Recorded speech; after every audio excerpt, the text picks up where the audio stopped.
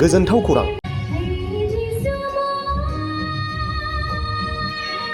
Gospel music मेकार्सनि बानजायनायाव खुंफुंजानाय मेथाइ बादायलायनायाव सेथि बान्था मोननो हादों गसाइगाव महकुमानि सिङाव थानाय आमलाइगुरि गामिनि देंखोगिरि करुणामयी राभाया।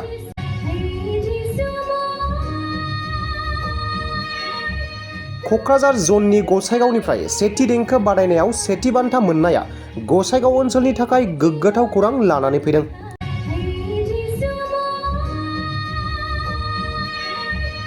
15 आरो 16 दिसेम्बर अक्ट'आव गुवाहाटी नोगोरनि गुवाहाटी कटन इउनिभार्सिटि केबिआर अडिट'रियामाव खुंफुंजानाय जोबथा बादायनायाव गसाइगावनि करुणामयी राभाया अल आसामनि साबसिन गस्पेल मेथाइ रोजाबगिरि महरै बान्था मोननो हादों।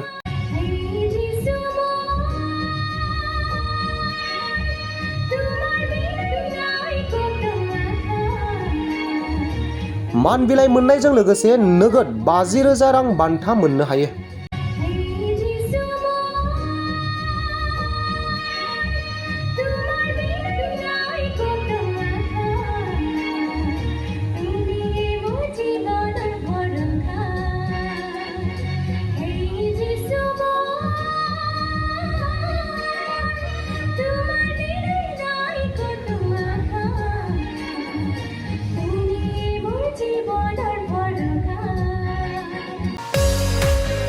क'क्राझार सहरनि रायजो राजाफोरनि थाखाय गोजोनथाव खौरां।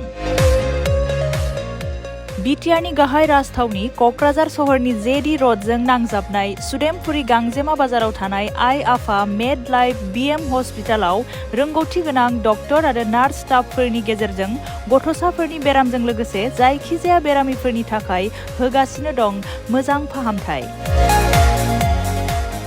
बे हस्पिटालाव नोंथांमोनहा गोबां फाहामथाय खाबुफोर मोननो हागोन।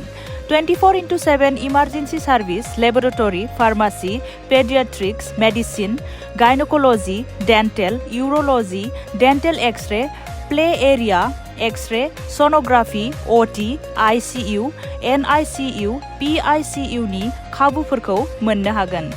आइ आफा मेड लाइफ बिएम हस्पिटाला 24 घन्टा जेब्लाबो खुलायै थागोन आरो लांलाय लाबोलायनि एम्बुलेन्सआबो मोजाङै सार्भिस थागोन। आबुङै खौरां लाहरनो थाखाय 9101 655 430 8822 688 026 जानबुं नम्बराव खौरां लाहरनो हागोन।